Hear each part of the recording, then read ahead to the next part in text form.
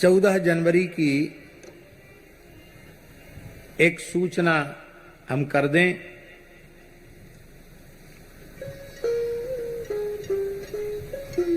और उस सूचना के पश्चात कथा होगी।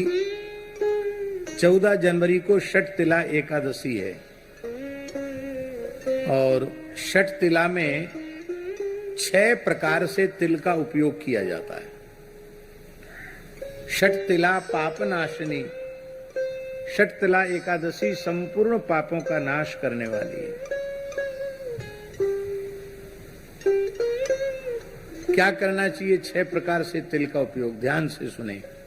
तिलोदवर्ती, तिल को भिजा दो और उसको फिर सिल्लोढ़ी पर पीस कर, आजकल सिल्लोढ़ी तो घर पे है नहीं, मिक्सी है, उसमें बढ़िया पीसता नहीं, लेकिन फिर भी पीस लो, जो उपलब्ध है साधन उसी से पीस करके स्नान करके पवित्र हो करके फिर उसी तिल का उबटन अपने सारे शरीर में लगाना। उस उबटन के 3 भाग करना। एक भाग मस्तक से लेके वक्षस्थल तक लगाना, दूसरा भाग हाथ धो करके फिर नाभि से लेके कमर तक लगाना, तीसरा भाग पैरों पर लगाना। तिलोदवर्ती। फिर किसी पवित्र तीर्थ में गोता लगाना। तो कैसे? तिल स्नाई, या तो लोटा में तिल डाल दो, स्नान करो, अथवा थोड़ा तिल छोड़ दो जमुना जी गंगा जी में, फिर गोता लगाओ। तिल स्नाई, तिलोदवर्ती, तिल स्नाई। तिल होता, तिल का ही हवन करना।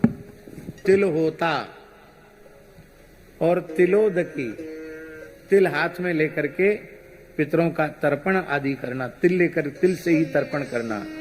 देवर्षि पितृ तर्पण तिल से ही करना। यद्यपि तर्पण में तिल की अनिवार्यता है, लेकिन षठ तिला को विशेष रूप में। तो तिलोदवर्ती, तिल स्नाई, तिल होता, तिलोदकी, तिल भुक, तिल का ही भोजन करना, तिल खाना। यद्यपि तिल सप्त धान्य में आते हैं, लेकिन चूंकि एकादशी का नाम ही षठ तिला है, इसलिए उस दिन व्रत में तिल ग्राह्य है। अन्य एकादशियों पर तिल ग्राह्य नहीं है व्रत में, किंतु केवल षठ तिला एकादशी पर तिल खाया जाना चाहिए। तिल भुक, तिल भोजन करना। और तिल दाता च, कम से कम 1 सवा सेर तिल, और उसको दक्षिणा सहित सामर्थ्य हो तो उसमें स्वर्ण रख करके तब किसी पवित्र ब्राह्मण को दान करना। इस प्रकार से तिल दाता और तिल भुक, तिल दाता च, षठ तिला पापनाशनी, ये 6 प्रकार से तिल का उपयोग करने से संपूर्ण जीवन के पाप नष्ट हो जाते हैं।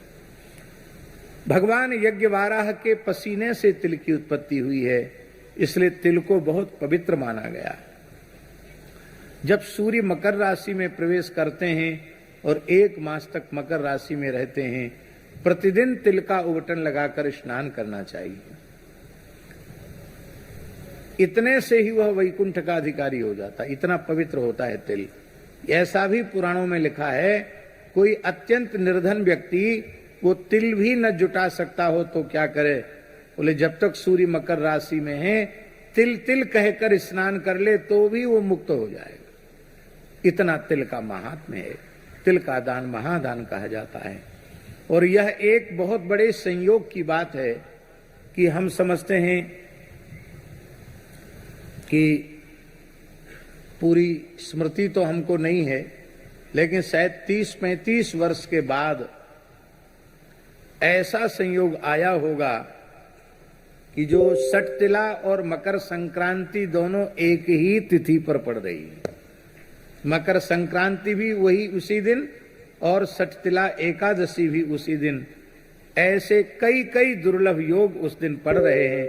इसलिए इस बार की जो मकर संक्रांति है और षठ तिला है, ये विशेष पुण्य प्रदा है।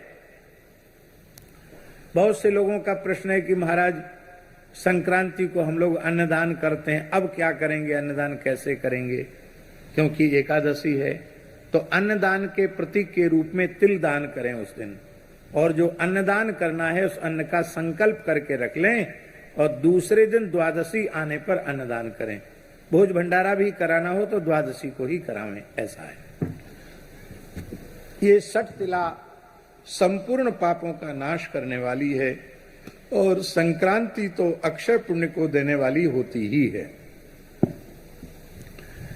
14 जनवरी को मध्याह्न में लगभग 3:13 से एकादशी का और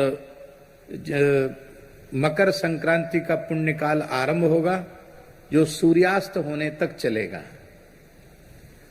तो वैसे संक्रांति में भी विशेष रूप में मकर संक्रांति के अवसर पर समुद्र स्नान की बड़ी महिमा है। संभव हो तो तापी सिंधु संगम में, और उतना संभव ना हो तो केवल समुद्र स्नान करना